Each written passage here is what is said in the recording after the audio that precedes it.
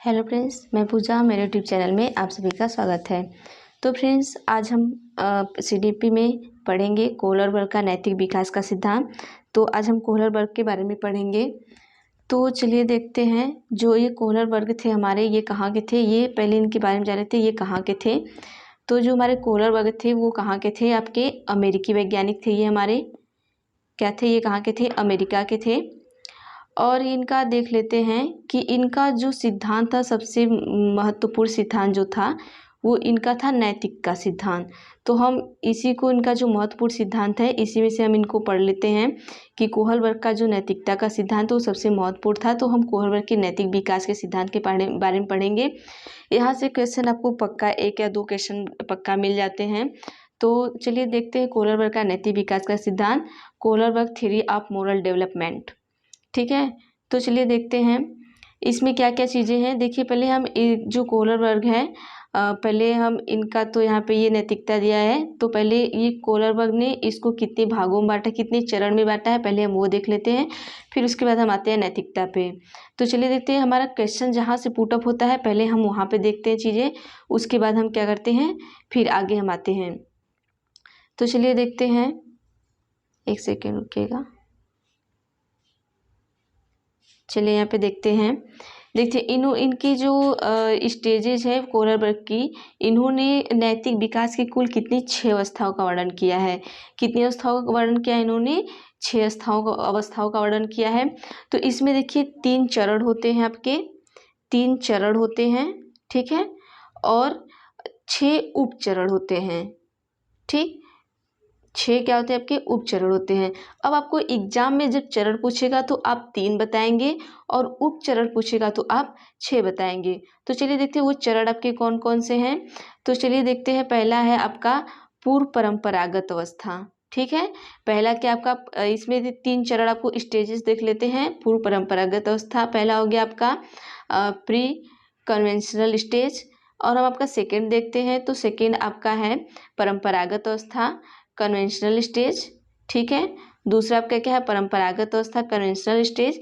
तीसरा हम आपका देख लेते हैं, यहाँ पे क्या आएगा कि उत्तर परंपरागत अवस्था। तो ये आपकी क्या हो गई, पोस्ट कन्वेंशनल।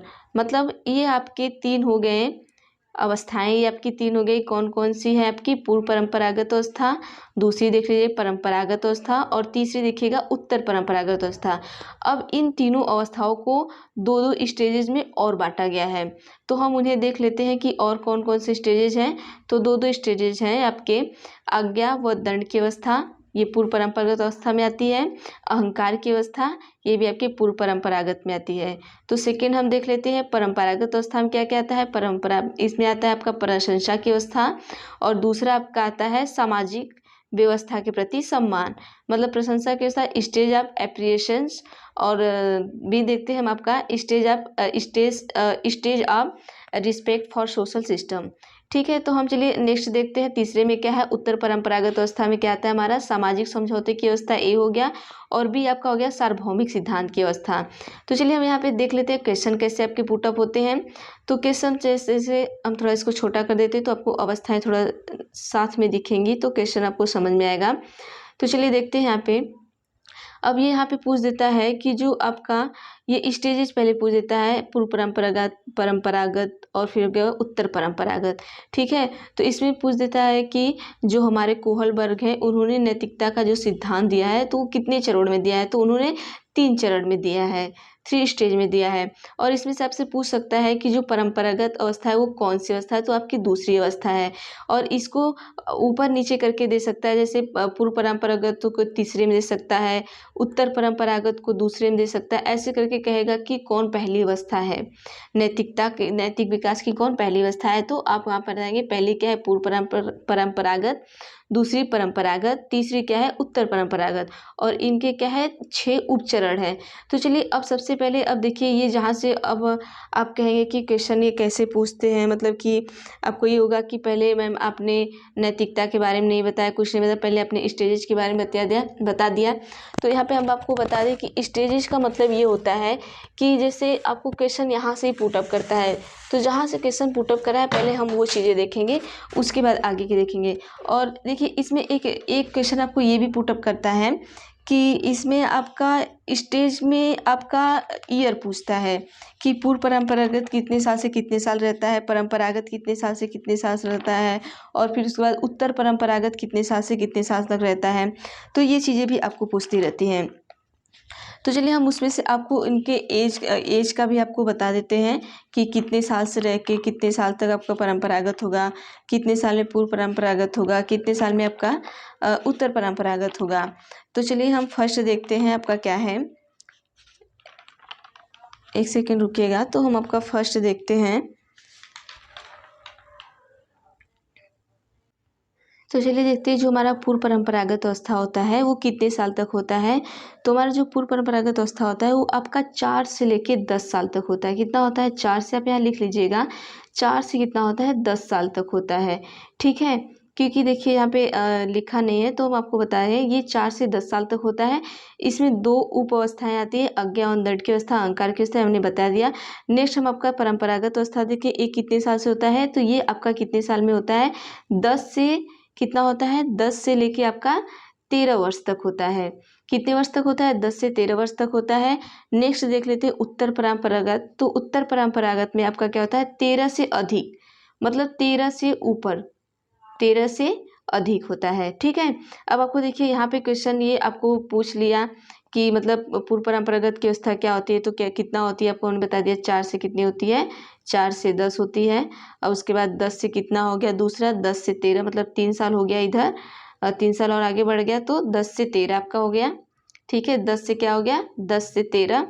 अब इसके बाद हम आगे बढ़ते हैं तो ये क्या हो गया, 13 से अधिक हो गया। ठीक है, ये आप चीज़ें याद कर लीजिएगा, ये 13 से अधिक हो गया। ठीक, अब यहाँ से आपके 3-4 क्वेश्चन तो आपको यहीं से मिल जाते हैं। अब चलिए हम अब देखते हैं नैतिकता क्या है। ठीक है, नैतिकता क्या है, फिर जो हमारी सारी अवस्थाएं हैं तो उन अवस्थाओं के बारे में हम क्या करते हैं, अच्छी तरीके से जानेंगे कि उन अवस्थाओं का मतलब क्या है, कैसे ये चीज़ें क्या हैं। ठीक है, तो जो कोहलबर्ग जी हमारे थे वो नैतिक विकास का सिद्धांत दिए हैं। और नैतिक का मतलब क्या होता है, इन्होंने कब दिया था इस सिद्धांत को? 1958 में दिया था। कब दिया था? 1958 में दिया था। अब सबसे पहले हम नैतिकता का मतलब जान लेते हैं। देखिए नैतिकता क्या होती है, नैतिकता वह गुण होता है जिसमें हम सही गलत की क्या करते हैं, पहचान करते हैं। ठीक है, आपको नोट्स बनाना है, स्क्रीनशॉट लेना है तो आप इससे ले सकते हैं, और मैं आपको ऐसे बताते जाती हूँ। ठीक है, देख लीजिएगा यहाँ पे। तो ये क्या होता है कि हमें क्या होता है, सही और गलत की पहचान होती है। और हमें सही गलत की पहचान कब होती है, इसे सामाजिक परिवेश से सीखा जाता है। ठीक है, इसे कैसे, अब देखिए हम आपको सरल भाषा में बता दें, आपको इसमें से लिखना है तो आप लिख लीजिए, हम आपको ऐसे ही बता देते हैं। जैसे देखिए अगर कोई बच्चा है तो वो अगर पैदा हुआ है, ठीक है, ये बच्चा है, अब ये जब तक पैदा नहीं हुआ है तो इसके अंदर क्या होगी, नैतिकता नहीं आएगी। इसके अंदर नैतिकता बिल्कुल भी नहीं आएगी। जैसे ही आप पैदा होते हैं, समाज में आते हैं, तो आपके अंदर नैतिकता आना स्टार्ट हो जाता है। और नैतिकता कैसी होती है, एक होती है नैतिक और एक होती है अनैतिक। एक क्या होती है आपकी, नैतिक होती है, और दूसरी क्या होती है, एक नैतिक हो गई और दूसरी क्या होगी आपकी अनैतिक। तो ये 2 तरीके की होती हैं। ठीक है, तो नैतिक का मतलब हो गया आपका अच्छाई, ठीक, और अनैतिक का मतलब हो गया बुराई। ठीक, अब यहाँ पे हम देख लेते हैं कि जब बच्चा जन्म नहीं लिया रहता है तो उसके अंदर कोई भी अच्छाई बुराई नहीं रहती, मतलब उसके अंदर कोई भी नैतिकता नहीं होती है। और जैसे ही वो क्या होता है, समाज में आता है, उसके अंदर नैतिकता और अनैतिकता आ जाती है। तो नैतिकता और अनैतिकता को कहाँ से सीखा है, समाज से सीखा है। अब यहाँ पे क्या होता है कि आपको क्वेश्चन पूछ सकता है कि बच्चा नैतिकता को कहाँ से सीखता है, जन्म से सीखता है या जन्म के बाद सीखता है? तो ये जन्म के बाद सीखता है।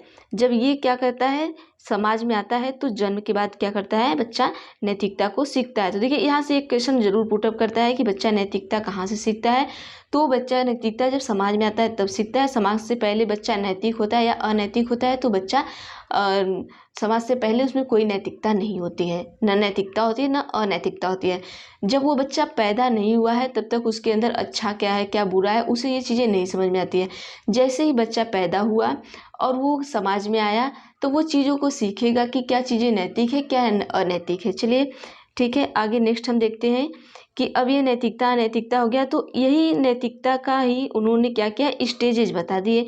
तो अब देखिए कोहलबर्ग की जो अवस्था है, सिद्धांत की जो अवस्था है, उसे हम क्या कहते हैं, स्टेज थियरी भी कहते हैं। मतलब कोहरबर्ग की जो नैतिक विकास है उसे हम क्या कहते हैं, अवस्था स्टेज भी कहते हैं, उसे अवस्था इसका दूसरा नाम है। और इन्होंने किस अवस्था में, 6 अवस्थाओं में इसे विभाजित किया था। और ये क्या होता है, यूनिवर्सल होता है। यूनिवर्सल का मतलब क्या होता है, यहाँ पहले ये आप समझिएगा, ये क्या होता है, यूनिवर्सल होता है। जो इनकी नैतिक विकास का जो सिद्धांत है, मतलब इनका जो सिद्धांत है वो क्या है, यूनिवर्सल है। यूनिवर्सल का मतलब क्या होता है कि जैसे यहाँ देख लेते हैं कि कोई भी बच्चा है वह इन अवस्थाओं के होकर ही गुजरता है। अगर हम पैदा हुए हैं तो अगर हम वहाँ पे इम्पॉर्टेंट है कि ऐसा नहीं है कि हम मतलब बाल्यावस्था में हैं तो बाल्यावस्था से सीधे हम किशोरावस्था में आ जाएंगे, ऐसा होगा ही नहीं, ये सब पॉसिबल ही नहीं है। और यहाँ पे यही सार्वभौमिक का मतलब है, अगर आप बाल्यावस्था में हैं तो आप प्रौढ़ावस्था में जाएंगे, किशोरावस्था में जाएंगे, मतलब सारी अवस्थाओं में जाएंगे ही। बाल्यावस्था जैसे शैशवावस्था में तो आप बाल्यावस्था में जाएंगे, बाल्यावस्था में तो आप उसके बाद किशोरावस्था में जरूर जाएंगे। बिना किशोरावस्था में गए आप प्रौढ़ावस्था में नहीं जा सकते। तो सार्वभौमिक का मतलब यही होता है कि कोई भी बच्चा हो वो इन अवस्थाओं से होकर गुजरना ही गुजरना है, कोई रोक नहीं सकता उसको, ठीक है। और नैतिक विकास की जो हमारी अवस्थाएं होती हैं क्या होती है, एक निश्चित क्रम में होती हैं। इस क्रम को क्या होता है, बदला नहीं जा सकता। जैसे हमने आपको ऊपर बता दिया ना कि स्टेज जो होती है नैतिक क्रम की, जैसे परंपरागत, पूर्व परंपरागत, परंपरागत, उत्तर परंपरागत। तो आप ऐसा नहीं कर सकते कि उत्तर परंपरागत को हम ऊपर रख ले या पूर्व परंपरागत को नीचे रख ले, ऐसा हम क्या होता है इसको चेंजेस हम नहीं कर सकते। तो यहाँ से आपको क्वेश्चन भी पूछता है कि पूर्व परंपरागत कौन सी अवस्था है, परंपरागत कौन सी अवस्था है, तो पहली, दूसरी, तीसरी, ये चीज़ें आप यहाँ पे बता सकते हैं। तो नेक्स्ट देखते हैं इसमें क्या होता है, जो नैतिक अवस्था की अंतिम अवस्था में पहुँचने वाले बच्चों की जो संख्या होती है वो क्या होती है, बहुत ही कम होती है। मान लीजिए कि जो बच्चा होता है उसका जो नैतिक तर्क होता है उस शक्ति के आधार पर बालक व्यक्तिगत क्या होती है, विभिन्नता होती है। तो ऐसा नहीं कि हर बच्चा वहाँ तक नैतिकता के लास्ट स्टेज तक पहुँच जाए, ऐसा पॉसिबल बिल्कुल नहीं है। हो सकता है बच्चा नैतिकता के पहले ही स्टेज पे गया हो और दूसरे स्टेज पे वो न जा पाए, ठीक है।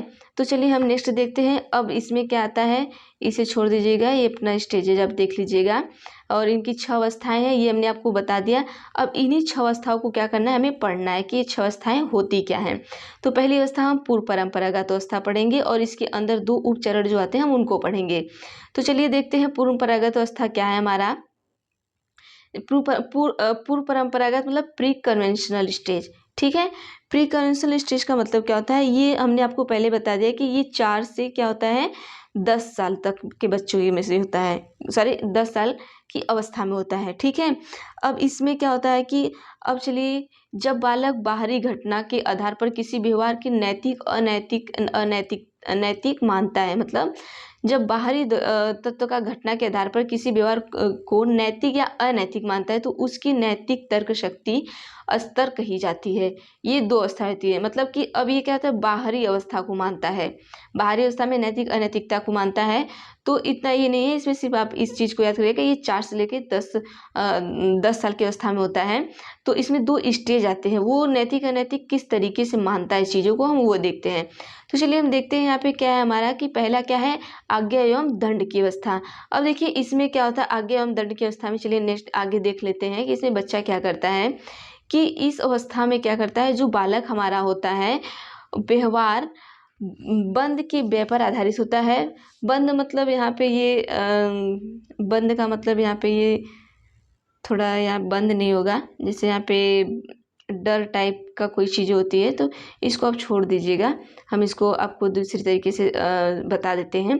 तो इस अवस्था में क्या होता है कि नैतिक विकास की जो शुरुआत हमारी होती है वो अवस्था में दंड को ही बच्चों की नैतिकता का प्रमुख आधार मानते हैं। इसमें देखिए, इसमें आप सिंपल सा पहचान लीजिए कि जैसे बच्चा कम आयु का है या बच्चा क्या है, अपरिपक्व है आपका, ठीक है। आप इसे लिख लीजिएगा, मैं आपको समझाने के लिए बता दे रही हूँ। बच्चा कम आयु का है, कम आयु, या बच्चा क्या है, अपरिपक्व है। अगर बच्चा कम आयु का है तो अपरिपक्व जरूर होगा, ऐसा नहीं है कि बच्चा अपरिपक्व नहीं होगा।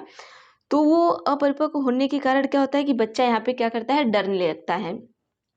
तो बच्चा डरता है तो यहाँ पे क्या होता है कि काम किया जाए या न किया जाए, तो उसके अंदर से आता है कि हम काम करें या न करें। तो कभी कभी क्या करता है, वो दंड से बचने के लिए क्या करता है कि वो कार्य को करता है।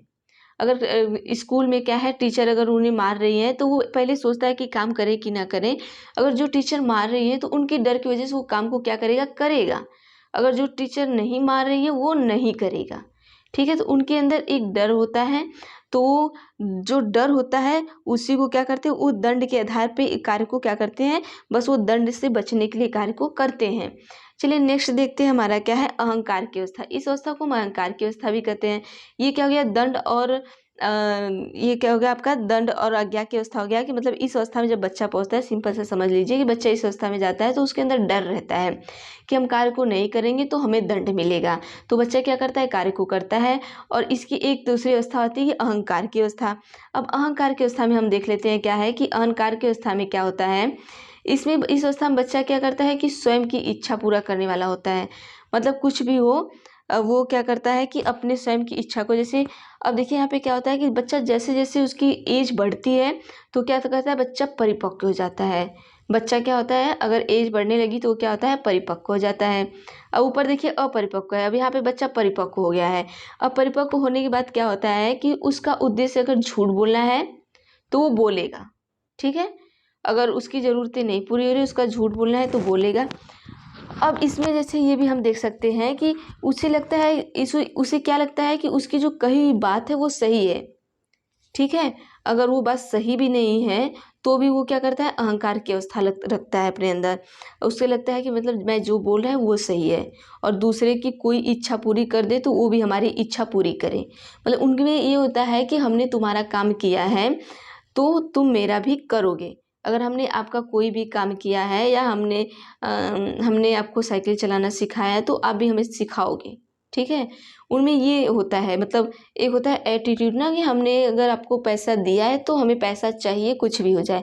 तो इस तरह के बच्चे में वो हो जाता है। और ये अवस्था में ऐसा अहंकार होता है कि इसमें क्या होता है कि जो कोई बच्चा अगर झूठ बोलने के उद्देश्य से या चोरी करने के उद्देश्य से होता है तो वह काम करता है, ऐसा अनैतिक नहीं समझता है। मतलब उसको ये गलत नहीं लगता है, उसे क्या लगता है, यह गलत नहीं लगता है। अगर इस अवस्था में बालक अहंकार की अवस्था में है तो झूठ बोलना, चोरी करना अगर होता है तो वो काम करता है, लेकिन उसे वो गलत नहीं समझता है कि नहीं हम झूठ बोल रहे हैं या चोरी करें तो ये चीज़ें गलत हैं। ठीक है, उसको लगता है कि मैं जो कर रहा हूँ वही सही है, दुनिया गलत है। बस इतना समझ लीजिए, मतलब मैं ही मैं हूँ, मेरे आगे कोई नहीं है। ठीक है, तो चलिए नेक्स्ट देखते हैं परंपरागत अवस्था। परंपरागत अवस्था में आपका क्या है, परंपरागत अवस्था में क्या होता है कि इसमें बच्चे क्या करते हैं, अपने माँ बाप या किसी बड़े व्यक्ति द्वारा जो बनाया हुआ नियम है उसके आधार पे चलते हैं। मतलब कि अगर हमने नियम बना दिया है तो बच्चा, एक होता है ना जैसे कि आज्ञाकारी बच्चा कोई हो गया, तो वो क्या करते हैं, अगर हमने कोई टीचर है तो टीचर ने कह दिया कि आपको क्लास के बाहर नहीं जाना है, आपको शोर नहीं मचाना है, तो बच्चे नहीं मचाते हैं शोर और क्लास के बाहर नहीं जाते। तो इसी तरीके से ये हमारी जो परंपरागत अवस्था थी ये 10 से 13 वर्ष तक रहती है। तो इसमें पहला स्टेज जो हमारा आता है, जो आपका पहला स्टेज आएगा वो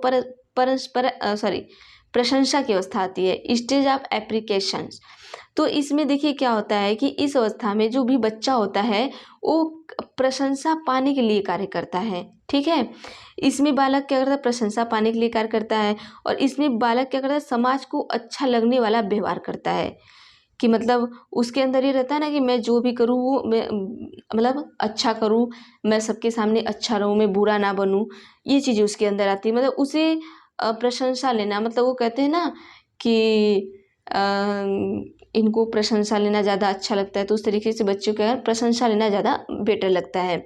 तो इसमें क्या होता है कि इनका जो व्यवहार होता है वह अनैतिक मानता है जिससे प्रशंसा मिलती है। जैसे उस व्यवहार को वह क्या करता है, अनैतिक मानता है। जैसे कि कोई भी उनका व्यवहार हुआ, अगर वो उन्हें अच्छा व्यवहार नहीं है तो उनको लगता है कि ये अनैतिकता है, जिससे हमें प्रशंसा नहीं मिलेगी। ठीक है, और इस अवस्था में क्या होता है कि जो बच्चा होता है, चिंतन का जो स्वरूप उनका होता है समाज में, परिवेश में पर निर्धारित करता है। ठीक है, जो उनका चिंतन होगा वो समाज के हिसाब से चलते हैं।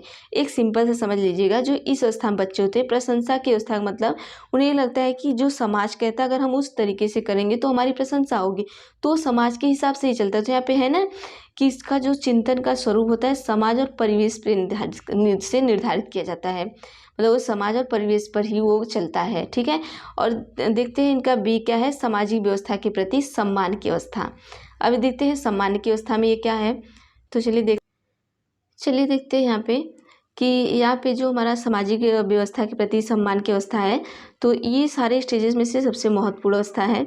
तो इसमें देखिए इसमें क्या होता है कि जो नैतिक विकास की अवस्था है, ये हमारी सबसे महत्वपूर्ण अवस्था है। तो इसमें कोहल वर्ग के अनुसार क्या होता है कि वो कहते हैं कि समाज के जो ज़्यादातर सदस्य होते हैं, वो नैतिक विकास की इस अवस्था तक पहुँच जाते हैं। मतलब ज़्यादा से ज़्यादा लोग क्या करते हैं, इस अवस्था तक पहुँच जाते हैं। ठीक है, इस अवस्था तक ज़्यादा से ज़्यादा लोग पहुँच जाते हैं। अब इसमें क्या होता है कि इस अवस्था में प्रवेश से पहले बालक क्या करता है कि केवल समाज के लिए महत्वपूर्ण मानता है, मतलब केवल वो समाज को ही महत्वपूर्ण मानता है। इसमें जब इस स्टेज में बच्चा इस स्टेज में होता है, तो वो इसके पहले केवल समाज को ही महत्वपूर्ण मानता है। लेकिन जैसे ही इस स्टेज में आना शुरू किया बच्चा, तो वो उसको क्या करता है कि वह उसकी प्रशंसा करता है। ठीक है, वह उसकी प्रशंसा करता है। अब यह समाज को क्या करता है, एक स्वयं लक्ष्य मानने लगता है। समाज को क्या करता है, लक्ष्य मान के चलता है, और वो क्या करता है, उसकी स्वयं प्रशंसा करने लगता है। मतलब समाज की चीज़ों का, नैतिकता का, अनैतिकता का, उसके अंदर क्या होती है, वो स्वयं उसकी प्रशंसा करने लगता है कि ये चीज़ें अच्छी हैं, ये चीज़ें बुरी हैं, उस हिसाब से चलता है। तो यहाँ पे देखते लेते हैं क्या है कि उत्पादकता में बच्चों के नैतिक विकास की व्यवस्था सामाजिक आदेश, कानून, न्याय और कर्तव्यों पर क्या होती है, आधारित होती है। इस अवस्था अत्यंत महत्वपूर्ण अवस्था मानी जाती है। इस अवस्था में प्रवेश से पहले बालक समाज को केवल प्रशंसा के लिए महत्व देता है। ठीक है, इसके पहले केवल प्रशंसा के लिए महत्व दे रहा था, लेकिन जैसे ही उसने इस स्टेज में घुसा, वैसे वो सामाजिक को, उसके आदेश को, कानून को, न्याय को, कर्तव्यों पे आदि पे क्या होगा, आधारित होने लगा। ठीक है, अब हमारा नेक्स्ट स्टेज क्या आता है, नेक्स्ट स्टेज हमारा आता है थर्ड। अब यहाँ तक तुम्हें पढ़ा दिया। थर्ड देखिएगा, उत्तर परंपरागत अवस्था। ये इसके भी दो उप अवस्था बांटा गया। ये भी देखिए, जितने 3 स्टेज हमारे हैं, तीनों स्टेज में सारे के दो उप स्टेज में बांटे गए हैं। तो चलिए देखते हैं इसमें इसका पहला उप स्टेज क्या है कि सामाजिक समझौते की अवस्था। ठीक है, अब यहाँ पे सामाजिक समझौता क्या आता है। अब देखिए, इस अवस्था में आते आते वह क्या करने लगता है, बालक जो होता है वो समझने लगता है। क्या समझने लगता है कि व्यक्ति व समाज के बीच एक समझौता होता है।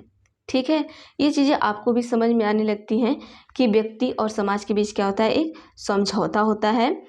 और वो क्या करता है, अगर कोई भी बालक समाज के प्रति अच्छा कार्य करता है, तो वह नहीं चाहता कि उसका समाज के साथ संबंध क्या हो, टूटे।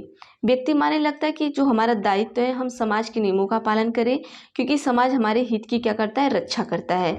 तो वो देखिए, ये स्टेज कब आती है, जब ये 13 के बाद बच्चा आता है, उससे ऊपर बच्चा जाता है, तब उससे लगता है कि जो हमारा ये स्टेज है, सामाजिक समझौते की अवस्था, ये हमारे लिए बहुत ही इम्पॉर्टेंट हो गया है अब। और हम इन नियमों का पालन करें, और इन नियमों का पालन करते करते हम क्या करें, समाज क्या करता है, हमारे हित के बारे में सोचता है, तो हमें इन नियमों का करना चाहिए, पालन करना चाहिए। तो चलिए नेक्स्ट देखते हैं क्या है हमारा, कि नेक्स्ट हमारा आपका है बी क्या है, सामाजिक समझौते की अवस्था। अब हम देखते हैं सामाजिक समझौते की अवस्था क्या होती है, कि इस अवस्था तक आते, देखिए सॉरी, ये तो मैंने आपको बता दिया। बी देखते हैं, सार्वभौमिक सिद्धांत की अवस्था। अब ये हमने सार्वभौमिक का मतलब आपको बता दिया कि सार्वभौमिक होता क्या है। सार्वभौमिक का मतलब हमने इसके पहले बता दिया। अब इसमें देखते हैं, इसे क्या कहते हैं, विवेक की अवस्था भी कहते हैं। इसे क्या कहते हैं, इस अवस्था को हम विवेक की अवस्था भी कहते हैं। इस अवस्था तक व्यक्ति क्या करता है कि अच्छे, बुरे, उचित, अनुचित आदि विषयों पर स्वयं को व्यक्तिगत विचार विकसित हो जाते हैं। ठीक है, क्या करता है, व्यक्तिगत विचार विकसित हो जाते हैं, हम अपने बनाए गए नियमों का क्या करता है, यहाँ पे वो पालन करने लगता है, अपने नियमों पर चलने लगता है। और इसमें क्या होता है कि इस अवस्था में बालक अपने विवेक का प्रयोग करने लगता है, मतलब अपनी मानसिक बुद्धि का प्रयोग करने लगता है। तो जैसे हम आपको बता दें, इसमें हम आपको क्वेश्चन भी लेना है, तो टाइमिंग तो ज़्यादा हो गया, चलिए हम फटाफट से ले लेंगे 5 मिनट में। अब देखिए यहाँ पे क्या है, जैसे हम एक स्टेज को पकड़ लेते हैं, कि जैसे हम स्टार्टिंग में जब हम पैदा होते हैं, हम यहाँ से देख लेते हैं, जैसे जो हमारा पूर्व परंपरागत अवस्था होता है, जब यहाँ हम जन्म लिए, एक सेकेंड, अब हम ऐसे आपको नॉर्मली अपनी भाषा हम समझा देते हैं, ये किताब की भाषा होगी। जैसे हम जन्म लिए, तो वहाँ पे अगर हम कितने साल के मतलब कितने साल से हमारा पूर्व परंपरागत अवस्था होता है, 4 से 10 साल तक होता है। तो जब बच्चा 4 से 10 साल का होता है, तो वो उसके अंदर देखिए 2 चीज़ें रहती हैं आपका, वो आज्ञा एवं दंड की अवस्था भी होती है ये, और आपका दूसरा क्या हो गया, आपका दूसरा हो गया अहंकार की अवस्था। मतलब इसमें देखिए सिंपल सा समझ लीजिए, अगर छोटा बच्चा है वो 4 से 10 साल का है तो उसके अंदर आज्ञा एवं दंड की अवस्था होती है। वो बच्चा डरता है आपसे। 4 से 10 साल का बच्चा है, आप मारपीट के कैसे भी पढ़ा वो डरेगा, आपका होमवर्क करके आएगा। ठीक है। अगर आप 15 साल के बच्चे को मारपीट दो वो कुछ भी नहीं सुनेगा, आपका कोई भी बात नहीं सुन सकता है। ठीक है। तो ये चीज़ें मतलब 4 से 10 साल के जो बच्चे होते हैं इसमें पूर्व परंपरागत की अवस्था आती है और इसमें 2 स्टेज आते हैं। एक आज्ञा एवं दंड की अवस्था, दूसरी आपका क्या हो गया, दूसरा में इसमें देखिए जब बच्चा 4 से 10 साल का होता है तो उसमें अहंकार की भी अवस्था होती है। ठीक है। अगर आपने कभी उसे कोई चीज़ें दे दी तो वो कहेगा तुमने आज मुझे दिया है तो हम भी तुमको कल देंगे। उसके अंदर ये होता है कि हम किसी की चीज़ें लेना, उसके अंदर एक अहंकार होता है। क्या होता है उसके अंदर, अहंकार होता है कि हम चीज़ों को नहीं लेंगे। ठीक है। अब चलिए देखते हैं इसमें कि अब हमारा परंपरागत अवस्था जो आता है, जो परंपरागत अवस्था आता है वो क्या है 10 से 13 वर्ष तक के लिए आता है। जब परंपरागत अवस्था हमारा 10 से 13 साल के लिए आता है तो इसमें भी हमारे 2 स्टेज आ जाते हैं। इसको भी नॉर्मल ऐसे समझ लीजिए कि जब बच्चा 10 से 13 वर्ष के बीच में रहता है तो उसकी प्रशंसा की अवस्था होती है। वो हर जगह सोचता है कि हमारी प्रशंसा हो, हम अच्छे कार्य करें। अब देखते हैं अगर बच्चा 7th क्लास या 8th क्लास में गया है तो वो सोचता है कि सर अगर हमारी कॉपी चेक कर रहे हैं तो वो हमारी प्रशंसा करें। ठीक है। तो वो ऐसी अवस्था होती है। और सामाजिक व्यवस्था के प्रति सम्मान की अवस्था भी इसे कहते हैं। तो इसमें क्या कहता है बच्चा कानून को, आदेश को, कर्तव्य को उस चीज़ों को बहुत मतलब अच्छी तरीके से समझता है और उससे उसका पालन भी करता है। अब चलिए हम देखते हैं क्या है उत्तर परंपरागत, ये हमारा 3rd स्टेज है। अब जब बच्चा 13 वर्ष से अधिक ऊपर पहुंचता है तब ये हमारा स्टेज पहुंचता है। तो अब बच्चा जब 13 वर्ष से अधिक पहुंचा है तो वो उसे सामाजिक समझौते की अवस्था भी कह देंगे आपको। और दूसरा क्या कहेंगे उसे, सार्वभौमिक सिद्धांत की अवस्था। तो इसमें सामाजिक समझौता मतलब अब बच्चा 13 से ज़्यादा एबव का हो गया तो वो समाज के बारे में समझ जाता है और वो समझ जाता है कि समाज की सहमति से ही सामाजिक नियमों को क्या कर सकते हैं, हम बदल सकते हैं। हम खुद से चीज़ों को नहीं बदल सकते हैं। और जब वो सार्वभौमिक में आता है तो सार्वभौमिक में जाता है तो उससे सारी चीज़ें मतलब समझ में आने लगती है पूरी A to Z, शुरू से लेके मतलब पूर्व परंपरागत से लेके आपको लास्ट उत्तर परंपरागत सारी अवस्था है। उसको सारी चीज़ें मतलब क्या अच्छा है, क्या बुरा है, क्या हमारे लिए उचित है, क्या अनुचित है, हम कौन से नियम बनाए, कैसे चले, मतलब हम किस विवेक से चले, अच्छे तरीके से चले, बुरे तरीके से चले, वो चीज़ें उन्हें आ जाती हैं। तो हम चलिए देखते हैं कुछ क्वेश्चन को हम पुटअप कर लेते हैं फटाफट से। टाइमिंग तो बहुत ज़्यादा हो रहा है, 5 मिनट लेते हैं आपका। तो चलिए अब इतना हो गया, आप समझ गए होंगे। तो कोहल वर्ग की नैतिकता के विकास में हम देखते हैं हमारे क्वेश्चन कैसे आते हैं। तो देखिए इसमें दिया है क्वेश्चन नंबर 1 क्या है, कोहल वर्ग के नैतिक तर्क के चरणों के संदर्भ में किस चरण के तहत किसी बच्चे की गिरने की विशिष्ट प्रतिक्रिया होगी। यदि आप ईमानदार हैं तो आपके माता पिता को आप पर गर्व होगा, इसके लिए आपको ईमानदार होना चाहिए। तो अब देखिए सामाजिक अनुबंधन अभिविन्यास, सजा आज्ञा पालन अभिविन्यास, good girl boy orientation, law and order orientation. तो इसमें से क्या होगा, तो चलिए हम फटाफट से उत्तर भी आपको बता देते हैं। तो इसमें आपका क्या होगा, सी होगा। आंसर क्या होगा, सी होगा। अब ये आंसर सी क्यों होगा, तो हम आपको ये भी बता दें कि देखिए जब बच्चा अच्छा मतलब कि ये है ना कि यहाँ पे बच्चा क्या कर रहा है कि प्रशंसा की भावना आ रहा है, तो गुड गर्ल और गुड बॉय वाला यहाँ पे क्या आएगा, ओरिएंटेशन आएगा। क्यों आएगा good boy and good girl वाला, क्योंकि बच्चा यहाँ पे करता है कि अगर माता पिता को आप पर गर्व होता है इसलिए आपको ईमानदार होना चाहिए।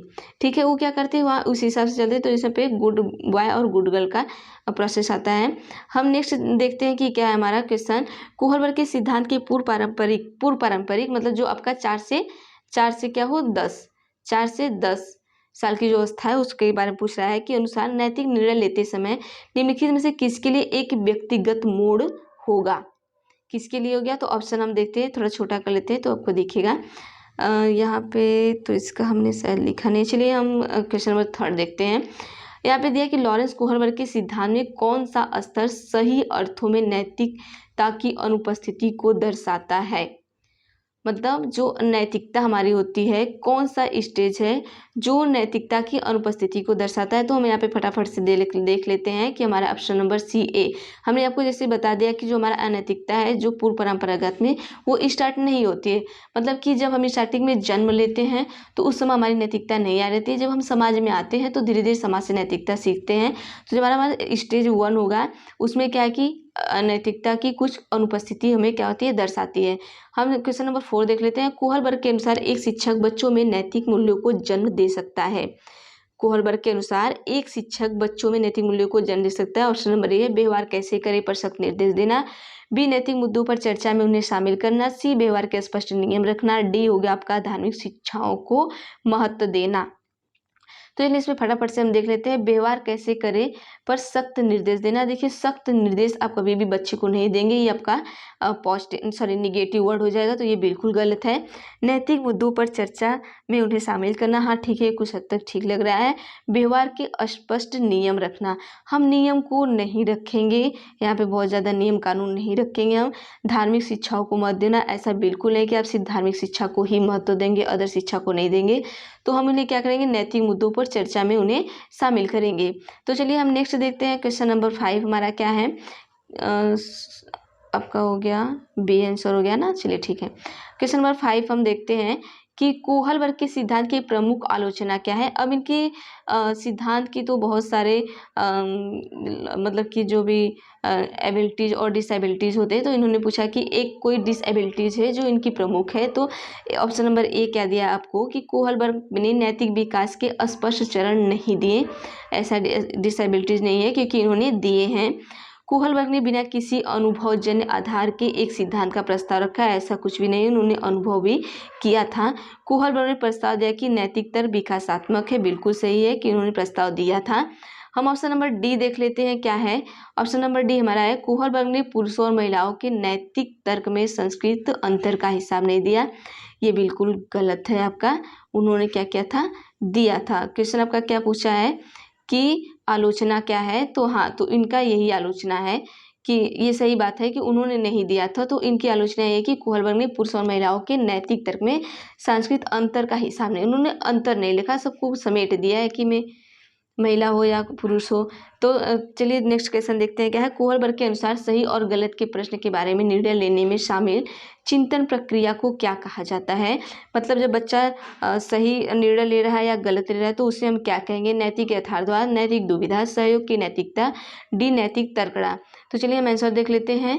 यहाँ पे होगा आपका नैतिक तर्कड़ा। हमने आपको बता दिया था कि जब बच्चा इस कोहल वर्ग के अनुसार गलत प्रश्न के बारे में निर्णय लेने में शामिल चिंतन करता है तो उन्हें हम क्या करते हैं, जब बच्चा चिंतन करता है उन्हें नैतिक तर्कड़ा कहते हैं, मतलब वो तर्क वितर्क कर रहा है।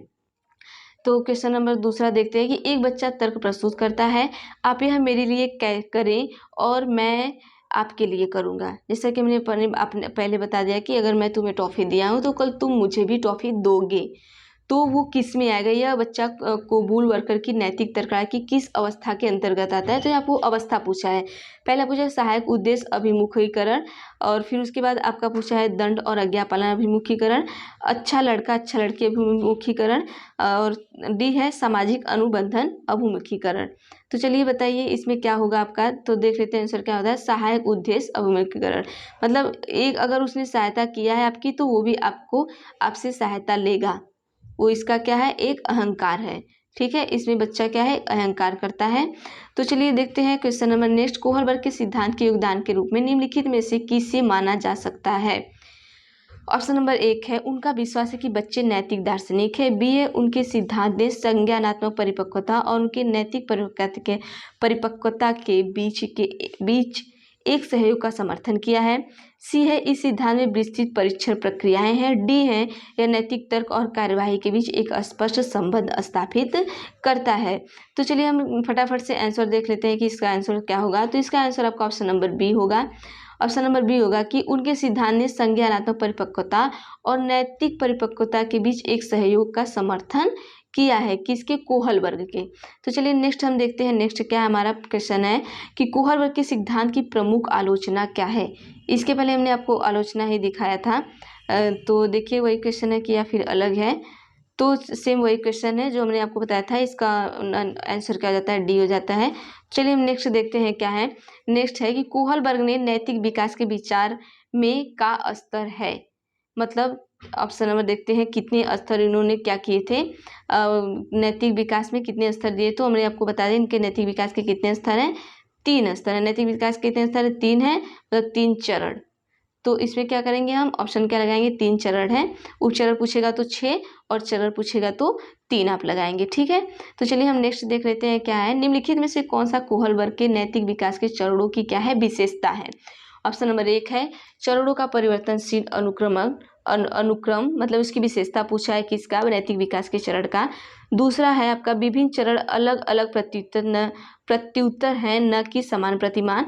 सी है सभी संस्कृतियों से संबंधित चरणों की सार्वभौम श्रृंखला।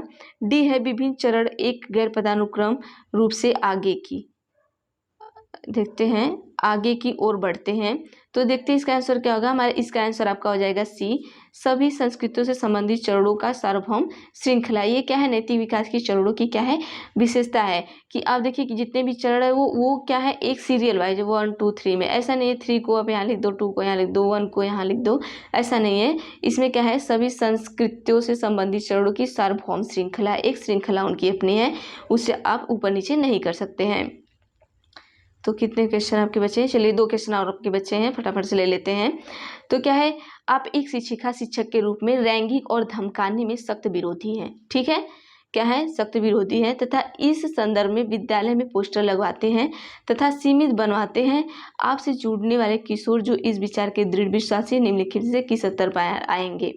तो हम ऑप्शन देख लेते हैं, पारंपरिक स्तर, पूर्व पारंपरिक स्तर, और फिर सी है उत्तर पारंपरिक स्तर, डी है आपका सामाजिक व्यवस्था बनाए रखने वाला स्तर। तो इस क्वेश्चन का आप हमें आंसर देंगे, ये आंसर हम आपको नहीं बताएंगे, इसका आप हमें आंसर देंगे कमेंट बॉक्स में, ठीक है। नेक्स्ट देखते हैं, लॉरेंस कोहलबर्ग के सिद्धांत में कौन सा स्थान नैतिक की अनुपस्थिति को सही अर्थों में सूचित करता है। नैतिकता की अनुपस्थिति को कौन सूचित करता है, आप इसका भी आंसर हमें बताएंगे कमेंट बॉक्स में, क्योंकि इसके पहले हमने आपको बता दिया कि कौन सा हमारा स्तर है जो हमारी नैतिकता को बिल्कुल भी अनुपस्थित समझता है, ठीक है, उसके बाद ही हमारे अवस्था में नैतिकता आती है।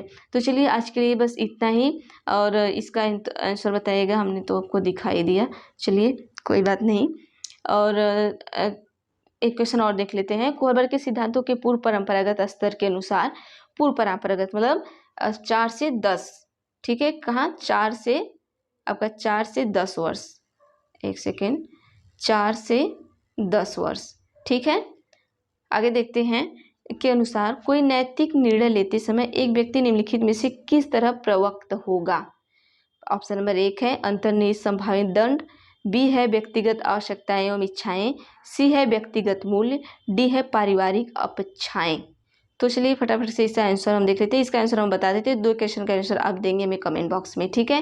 तो देखते हैं अंतर्निहित संभावित दंड, ठीक है, इसका आंसर क्या होगा कि कोहलबर्ग सिद्धांत जो पूर्व परंपरागत अवस्था है, तो पूर्व परंपरागत अवस्था में हमने आपको बताया था कि एक दंड की अवस्था है, मतलब आज्ञा और दंड की, और दूसरा क्या है, अहंकार की। तो यहाँ पे देखिए आपको पूर्व पूछा है, तो पूर्व का मतलब आपका यहाँ हो गया अंतर्निहित संभावित दंड, ठीक है। तो चलिए हम देखते हैं नेक्स्ट आपका, देखते हैं क्या बचा हुआ है। थोड़ा सा लॉरेंस कोहलबर्ग के बारे में थोड़ा हम और जान लेते हैं। हमने आपको बता दिया था कि ये मनोवैज्ञानिक कहाँ के, अमेरिका के हैं, और ये 25 अक्टूबर इनका जो भी है, इसको देख लीजिएगा, 25 अक्टूबर 1927 से 19 जनवरी 1987 तक इनका जो ये एक देखिएगा, इनका जो नैतिक विकास के चरण है ये बहुत ही प्रसिद्ध है, जो हमने अभी आपको नैतिक विकास के चरण पढ़ाए हैं। और ये शिकागो के विश्वविद्यालय में क्या थे, मनोवैज्ञानिक विभाग में क्या थे, हार्वर्ड विद्यालय के ग्रेजुएट स्कूल प्रोफेसर थे, क्या थे, हार्वर्ड विश्वविद्यालय के ग्रेजुएट स्कूल में प्रोफेसर थे, मतलब जैसे ग्रेजुएट और पोस्ट ग्रेजुएट ऐसे आते हैं ना, तो वो ग्रेजुएट में क्या थे, प्रोफेसर थे। तो चलिए वीडियो बहुत लंबी हो जाएंगी, तो आज के लिए हम बस इतना ही करते हैं। तो चैनल को सब्सक्राइब कर लीजिएगा और बिना कहे ही लाइक शेयर कर दिया करिए और बेल आइकन को प्रेस कर लिया करिए, और जो लोग नए आए हुए हैं वो बेल आइकन को प्रेस कर लेंगे तो उन्हें अगर मैं जो वीडियो डालती रहूँगी उन्हें नोटिफिकेशन मिलता रहेगा। तो चलिए देखते हैं, आज के लिए तो बस इतना ही है, और आगे नेक्स्ट वीडियो में देखिए हम क्या करते हैं, क्या लाते हैं, किस स्टेज को लाते हैं। तो आप ये पढ़िएगा, बहुत इंपॉर्टेंट है। आप देखिए इसमें आपको और भी चीज़ें नया याद आती रहे, मैं आपको एक इंपॉर्टेंट चीज़ बता देती हूँ, फटाफट से 1 सेकेंड और देख लीजिएगा। आप जो इनकी 3 अवस्था हैं, ठीक है, वो याद करिएगा, और इनकी जो 6 अवस्था हैं उन्हें रट डालिएगा, और इन्हें मतलब स्टेप बाय, इन्हें की पहली अवस्था जो है, दूसरी अवस्था जो है, उस तरीके से हम इन्हें याद करेंगे। इन्हें कि बिना स्टेप वाइज याद कर ले तो स्टेप वाइज नहीं याद करेंगे, तो वो स्टेप वाइज ही पूछता है आपको, ठीक है, स्टेप वाइज ही याद होना चाहिए। बस ये इनकी जो 3 अवस्थाएं और 6 उपचरण, 3 चरण और 6 उपचरण वो याद कर लीजिए। और इसमें से जो इनके साल है, जैसे 4 से 10 साल आपका पूर्व परंपरागत, और 10 से 13 साल परंपरागत, और 13 वर्ष से अधिक पे उत्तर परंपरागत। तो ये चीज़ें आप याद कर लेंगी। तो इतने से ही आपको इतने ही चीज़ों से मतलब आपको जैसे देखिए बस 5-6 चीज़ें हैं, इतने से ही आपको क्वेश्चन क्या होगा, बहुत आसानी से आप कर जाएंगे। तो चलिए ठीक है, आज के लिए बस इतना ही। Thank you.